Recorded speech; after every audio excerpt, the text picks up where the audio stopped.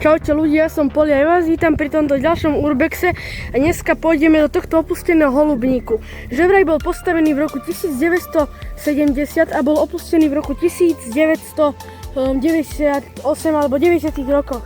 Nejak tak, takže tu sú takéto dvere, ktoré sa otvoria. Takto sa otvárajú. Som ináč na našom pozemku, takže tu môžem byť. No. Pozrite sa. To teraz otvoríme.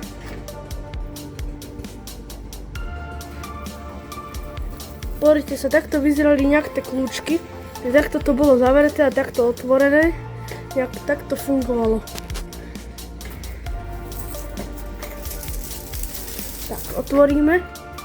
Takto to vyzerá. A ideme teraz do tejto miestnosti. Ľudia, no, chcem vám ešte ukázať, že poďte sa, tuto v tejto časti sú takéto staré radiátory padnuté. Tuto takto boli, na tejto zadnej stene tieto radiátory, ale bola asi výchrica a oni padli. Tak ideme teraz takto dovnútra. Takto je takýto mách na zemi. To môžeme takto otvoriť tieto dvere. Moc to tu creepy, akože není, ale poučení sú akože celkom akože aj hej creepy. Ľudia, tak pozrite sa, aké to tam je.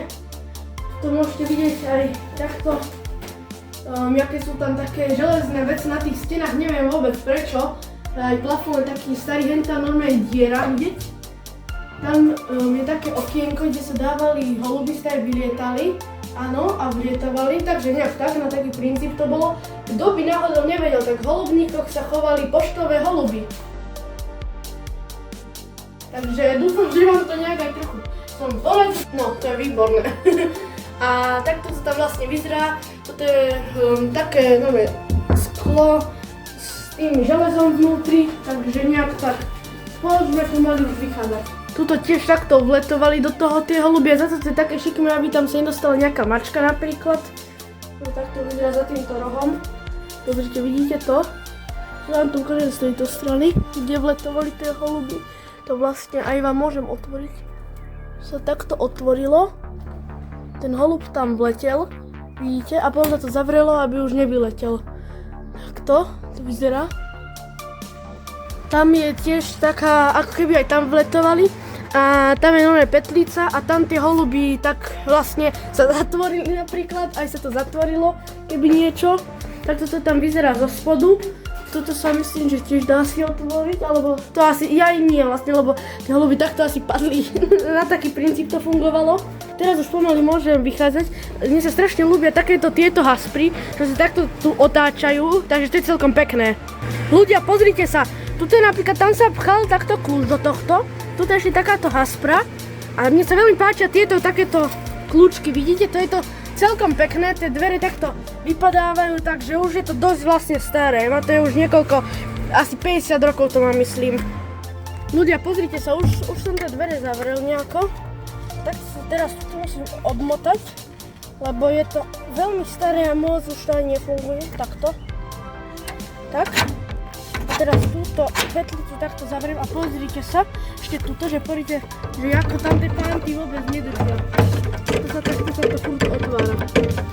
Takže musím to za každým robiť, lebo tu ani nefunguje tento zámok a nemáme z toho ani kľúč, takže nevieme, že čo s tým, tak sme to takto vymysleli. Teraz idem takto dole týmito starými schodami. Môžete vidieť, že sú veľmi takéto už akože aj rozsypané. Tak teraz vám idem ukázať asi pivnice.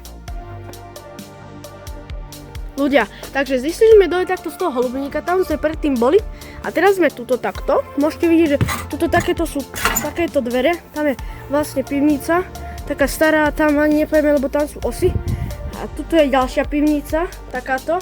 Máme hodne kľúč, aj teraz tam asi nepôjdeme, možno v inom videu, lebo tie dvere sa zabuchávajú a zasekávajú a moc by to ako nedopadlo dobre, keď to otvoríme a necháme to potom otvorené.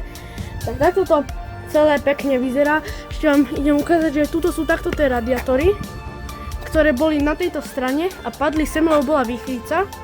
Takto v tejto časti sme neboli, tak vám to takto ukazujem, lebo toto je takáto diera a bol tam plech, ktorý padol.